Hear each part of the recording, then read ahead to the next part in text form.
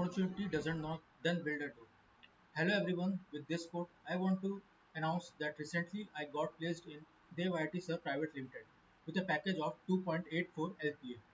My name is Kumar Srivastava. I basically belong from Lucknow, Uttar Pradesh, currently residing in Pune. I did my mechanical engineering from JL University in 2012.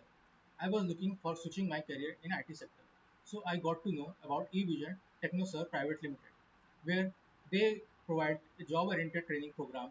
So I joined it, and there I got to know the real-time work experience in networking, CCNA, cybersecurity, virtualization, Windows administration, Linux, Office 365, which enabled me to get to know how about the installation, the troubleshooting of Windows, Outlook, Office 365, and many topics like Windows installation, Active Directory, Windows deployment services, DHCP, routing, which helped me to get market ready and helped me in securing the job in Dev IT Serv Pvt Ltd.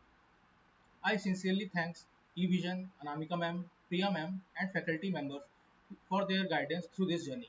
Thank you, eVision. So, what are you waiting for? Join Evision, join job.